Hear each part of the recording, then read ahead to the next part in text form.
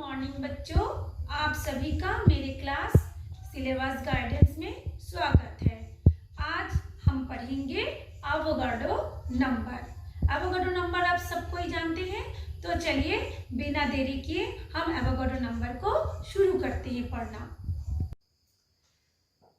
Next topic है हमारा Avogadro number, यानी एवोगाड्रो नियम या संख्या जिसको बोलते हैं ना, एवोगाड्रो लॉ भी इसको बोला जाता है। एवोगाड्रो क्या बोलते हैं इसको? लॉ। एवोगाड्रो का नियम या एवोगाड्रो का संख्या। तो एवोगाड्रो का नियम पहले हम पढ़ेंगे, फिर उसकी संख्या को। तो एवोगाड्रो एक साइंटिस्ट है, उन्होंने परमाणु जो गैसों में जो स्वतंत्र अस्तित्व वाला कण अणु होता है ना, परमाणु में उन्होंने ये बताया। अतः उसी को आगे बढ़ाते हुए एवोगाड्रो में एक नियम प्रतिपादित किया, जिसे एवोगाड्रो का नियम कहते हैं। तो एवोगाड्रो का नियम क्या है? उनके जो डेफिनेशन है, यदि हम उसका पहले डेफिनेशन देखते हैं, ताप व दाब पर, है ना, निश्चित ताप या समान, देखिए हमने यहाँ पे लिखे हैं समान ताप व दाब पर एवं समान आयतन पर, समान ताप, समान दाब एवं समान आयतन पर गैसों के अणुओं की संख्या क्या होती है? समान होती है। और यदि वो समान ताप और समान दाब एवं समान आयतन पर उसकी स्थिति भी समान हो, स्थिति मतलब वो किस अवस्था में है ना, किस जगह पर है, कौन सा पोजीशन पे है। यदि समान ताप व समान दाब एवं समान आयतन पर गैसों के अणुओं की संख्या समान होता है और उसकी स्थितियां भी समान हो, ठीक है। या फिर हम इसको बोल सकते हैं, ताप व दाब की समान स्थितियों में गैस के समान आयतन में अणुओं की संख्या समान होती है। ठीक, ये हो गया हम लोगों का एवोगाड्रो का लॉ, यानी इसका ताप भी समान होना चाहिए। ये नहीं कि ताप अभी 1 मिनट में 2 मिनट में बदल रहा है। समान का मतलब क्या है? ये नहीं कि ताप बदल रहा है, दाब मिनट में बदल रहा है, उसका आयतन भी बदल रहा है, यानी 1 लीटर 2 लीटर आयतन बदल, नहीं, ऐसा नहीं। यदि तीनों ही स्थितियां समान है तो हर एक गैस का अणुओं की संख्या भी समान होगा, चाहे वो गैस कोई भी हो, हाइड्रोजन हो, ऑक्सीजन हो, नाइट्रोजन हो, एवरी गैस, मतलब जितने सारे भी गैस हो, उसकी समान ताप, समान दाब एवं समान आयतन एवं समान परिस्थिति में उसके अणुओं की संख्या समान होती है। अब जब प्रयोग के बाद देखा गया ये अणुओं की संख्या कितनी होती है? 6.023 × 10⁻23। ये संख्या है, ये सभी गैसों के लिए एक समान है, ठीक है। अब हम लोग देखते हैं, यदि समान ताप व समान दाब पर यदि अणुओं की संख्या समान है तो उसका आयतन भी फिर समान होना चाहिए, क्योंकि किसी भी चीज का आयतन, किसी भी गैस का आयतन किस पर निर्भर करता है? उसकी अणुओं की संख्या पर ना, कि अणुओं की संख्या मतलब प्रति लीटर में कितने ग्राम है उसमें, ठीक है, उसके अणुओं की संख्या पर निर्भर करता है। तो हम बोलेंगे समान ताप व समान दाब पर यदि अणुओं की संख्या समान है तो उसका आयतन भी समान होगा। हम लोग जानते हैं जो मानक ताप है 0 डिग्री सेल्सियस, तो तथा जो मानक दाब है वो होता है ATM, माने 1 वायुमंडलीय दाब होगा, है ना। एक ATM का मतलब एटमॉस्फेयर हो गया। तो 1 वायुमंडलीय दाब पर आयतन होगा, कितनी आयतन होगा इसमें देखिए मैंने लिखा है 22.4 लीटर। इसको प्रयोग करके या उसका एग्जामिन करके देखा गया है ना। बताया गया है यदि 0 डिग्री ताप हो और यदि 1 वायुमंडलीय दाब हो तो किसी भी गैस का आयतन कितना हो जाएगा? 22.4 लीटर। इतना हो गया। इतना होने के बाद ये हमको इतना ही बताना है, इससे ज्यादा हमको बताना नहीं है। अब हम लोग ये देखेंगे कि इसका यूज कहाँ पर होता है, ठीक है। हम देखते हैं इसका यूज कहाँ पर होता है। तो इसका पहला यूज होता है आपका मोलार द्रव्यमान, है ना। पहला यूज कहाँ पे होता है? मोलार द्रव्यमान ज्ञात करने के लिए। देखिए, एक होता है मॉलिक्यूल, एक होता है मोल। दोनों अलग चीज है, इसको ध्यान रखिएगा। एक होता है मॉलिक्यूल। मॉलिक्यूल का मतलब क्या है, जैसे O2 या H2O, इसमें अणु की संख्या है ना। तो मॉलिक्यूल हो गया, कितने अणु है इसमें, एक वो होता है मॉलिक्यूल। और मोल क्या होता है, उसको इसको देखिए मैं बता रही हूँ, इसके एग्जांपल से बता रही हूँ, आप इसको समझिए। जैसे देखिए ये हो गया मोलर मास। मोलर मास को ज्ञात करने में यानी मोलर द्रव्यमान ज्ञात करने में यह एवोगाड्रो नंबर का प्रयोग होता है। तो पहले हो गया, जैसे मान लीजिए ऑक्सीजन, ठीक है ना, हम लोग ऑक्सीजन परमाणु का देखेंगे, वो एटम मैंने लिखी हूँ। तो ऑक्सीजन परमाणविक द्रव्यमान कितना होता है, 16। जैसे हम लोग यहाँ पे क्या लिखते हैं, ऑक्सीजन लिखते हैं। देखिए मैं आपको यहाँ पे लिख के दिखा रही हूँ। ऑक्सीजन का जब हम लोग वो देखेंगे, पीरियोडिक टेबल देखेंगे, तो यहाँ पे देखिए लिखा होगा 8, यहाँ पे होता है कितना, 16, ठीक है। तो ये जो होगा उसका क्या होता है, परमाणविक द्रव्यमान। अणु कैसे होगा, जब 2 ऑक्सीजन मिल जाएगा तब होगा वो अणु।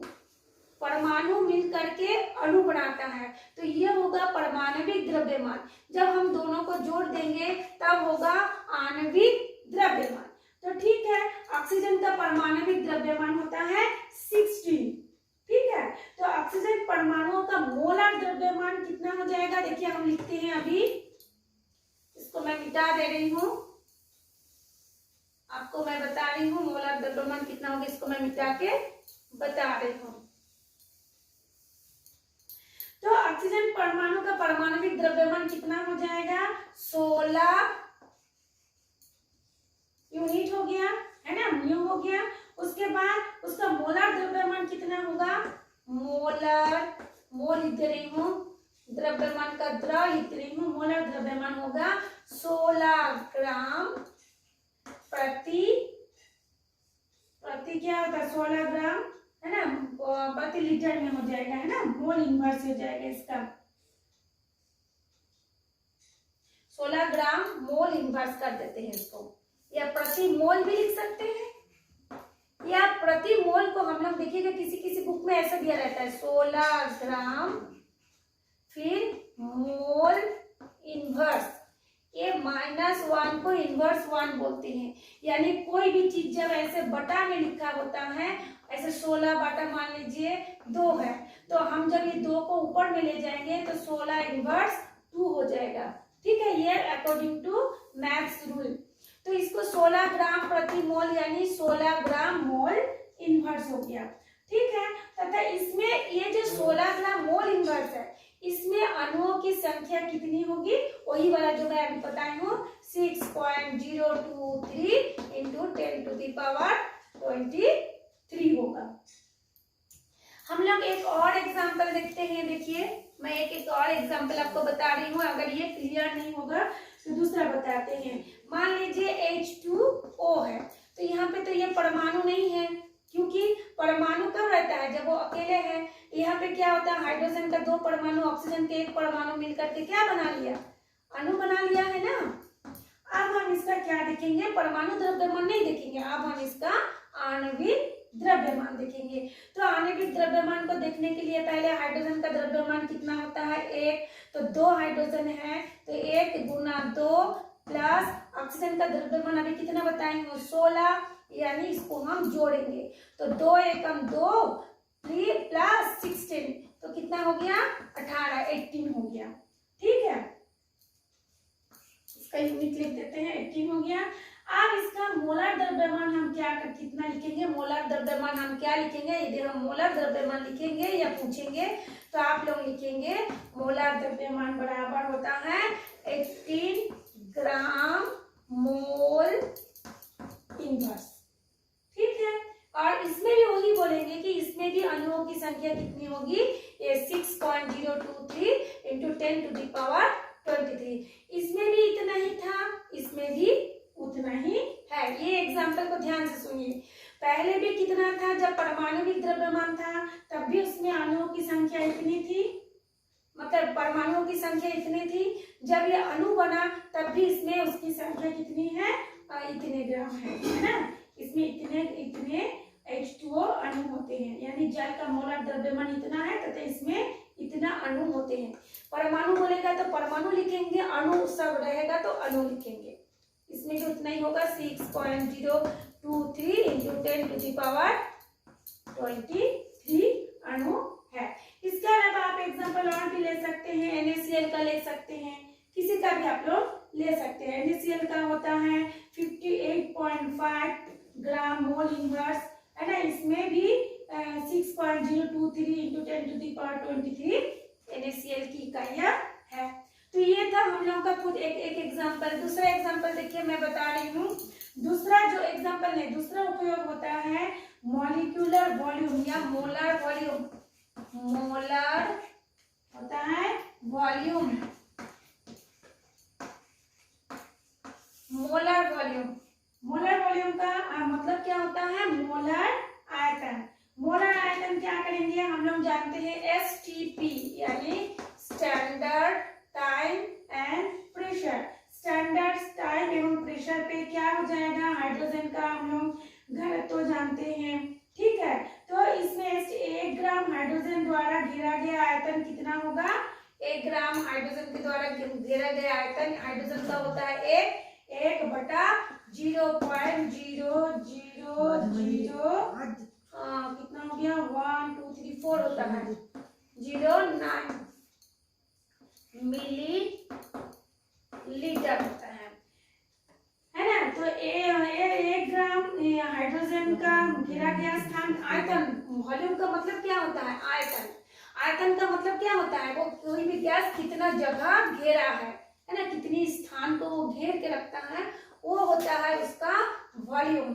तो STP पर standard time and temperature and pressure पर हाइड्रोजन गैस के द्वारा घेरा गया स्थान कितना होगा, है ना। तो क्योंकि ये जो हमने लिखा ये क्या है? ये है हाइड्रोजन का घनत्व। ये क्या है? हाइड्रोजन का घनत्व होता है, ठीक। इसी तरह से यदि हम लोग हाइड्रोजन का उसका देखें, अणुओं को देखें, ठीक है। इसके यदि हम लोग 1 ग्राम मोल हाइड्रोजन द्वारा 1 ग्राम STP पर यदि हम लोग 1 ग्राम हाइड्रोजन द्वारा घेरा गया स्थान को देखें, तब क्या होगा? तो यहाँ पे हम लोग जानते हैं उसको क्या होता है। इसमें जैसे हम लोग ये लिखे थे तो 1 ग्राम मोल बोला है ना, 1 ग्राम मोल। तो 1 ग्राम मोल जब हो जाएगा तो यहाँ पे 2 हो जाएगा। फिर इसको हम लोग डिवाइड करेंगे 0.000 कितना 409 मिलीलीटर। तो इसको जब हम लोग डिवाइड करेंगे, या इसको कभी कभी क्या करते हैं, किसी बुक में 2 से डिवाइड ना करके इसको कर देते हैं 2.016, है ना, इससे भी डिवाइड करते हैं। तो हम लोग कभी कभी इजी करने के लिए इसको सिर्फ 2 से ही डिवाइड कर देते हैं, मतलब 2 को इससे डिवाइड कर देते हैं। तो ये हमारा आ जाएगा, कितना आ जाएगा, 22.4 लीटर आ जाएगा, ठीक है। ये हो गया मोलर वॉल्यूम। वॉल्यूम मतलब होता है आयतन। तो आयतन कितनी जगह को घेरता है ना, उसके बारे में हमने लिखा। अब हम लोग लिखे इसका तीसरा जो उपयोग होता है, तीसरा उपयोग हम लिखेंगे वेपर डेंसिटी।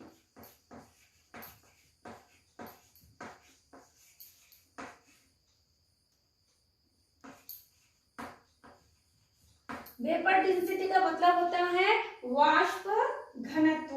तो वाष्प घनत्व किसका बोलते हैं? जैसे भाप, वाष्प का मतलब क्या है? भाप। भाप का घनत्व कितना है, मतलब ये भाप भी एक प्रकार का गैस है, ठीक है ना। तो उसका घनत्व को हम कैसे निकालेंगे? उसका घनत्व को हम निकालेंगे जो भी गैस का भाप बन रहा है, चाहे वो क्या बोलते हैं हाइड्रोजन गैस का भाप बने, ऑक्सीजन गैस का भाप बने, चाहे किसी पानी का ही भाप बने, है ना।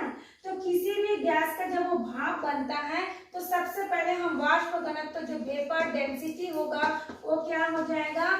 गैस का अनुभार, गैस का अनुभार बटा 2। क्यों 2 होगा? हम किसी भी जो गैस का अनुभार को हम लोग हाइड्रोजन के अनुभार से भाग देंगे। ठीक है, फिर से मैं रिपीट कर रही हूँ, जब हम लोग वेपर डेंसिटी निकालेंगे तो वेपर डेंसिटी बराबर होगा किसी भी एक गैस का अनुभार। एक गैस कोई भी हो सकता है, ऑक्सीजन, नाइट्रोजन, हाइड्रोजन, पानी, जो भी हो सकता है, उस गैस का अनुभार यानी ऑक्सीजन का अनुभार कितना हो जाएगा, एक परमाणु का द्रव्यमान होता है 16, तो इसका भी 16, तो 16 कितना हो गया 32। तो यहाँ पे हम लोग क्या लिखेंगे 32, और नीचे क्या होगा हाइड्रोजन के एक अणु का भार। हाइड्रोजन का परमाणु कितना होता है, यहाँ पे हम लोग जानते हैं एक, तो एक और एक मिलकर कितना हो जाएगा 2। जब हम अणु बनाएंगे 2 परमाणु मिलेगा तो एक अणु बनेगा तो इसका 2 हो जाएगा। तो उस गैस का द्रव्यमान, गैस का अनुभार बटा 2, यानी इसका कितना हो जाएगा, ऑक्सीजन का हो जाएगा 16। ठीक है, या फिर हम लोग ये कर सकते हैं, ये जो अनुभार हो जाएगा हम लोग क्या करेंगे, ये अनुभार कैसे निकालेंगे, देखिए ये हो गया उसका घनत्व, तो अनुभार कैसे हो जाएगा, यदि हम इसको अनुभार निकालना चाहे तो इसके साथ इसको हम लोग क्या करेंगे गुना कर देंगे, यानी 2 गुना वेपर डेंसिटी, यानी वेपर डेंसिटी कितना होता है, अभी अभी हमने निकाला 16, यानी 16 दूनी 32। तो देखिए दोनों स्थिति में हमारा आंसर जो है निकल गया। सबसे पहले वेपर डेंसिटी हमने ऑक्सीजन का निकाला, ऑक्सीजन का कितना होता है 16, 32 बटा 2, क्योंकि हाइड्रोजन को हमने अणुओं की संख्या 2 से भाग दिए तो 16 आया, यानी ऑक्सीजन का वेपर डेंसिटी कितना आया 16 आया। अब ये सही है कि नहीं, हम क्या करेंगे, तो इसमें देखिए गैस का अनुभार निकालेंगे, यदि हम इसको त्रियक गुना करते हैं तो गैस का अनुभार हम इधर रखेंगे और वेपर डेंसिटी को तो 2 से गुना करेंगे तो भी 2 गुना 16 यानी 32। तो दोनों स्थिति में आंसर हमारा सही है। तो आज तक हमारा ये एवोगाड्रो का नंबर के बारे में पढ़ाई या फिर हम लोग जो एम्पिरिकल फॉर्मूला पढ़े हैं वो दोनों का पढ़ाई, आशा करती हूँ आप सबको समझ में आया होगा। आप लोग इसको बार बार देखिए, दूसरों को भी देखने के लिए प्रेरित करिए, खाली पूजा में मत घूमिए, ऐसे भी अभी कोरोना है, पूजा में ज़्यादा घूमना ठीक नहीं है, और थोड़ा बहुत अपना ज्ञान को भी बढ़ाइए, खाली पास होने के लिए मत पढ़िए, अपने ज्ञान को बढ़ाने के लिए भी पढ़िए। तो आप लोग मुझे इतना देर तक देखे इसके लिए धन्यवाद। Thanks once again.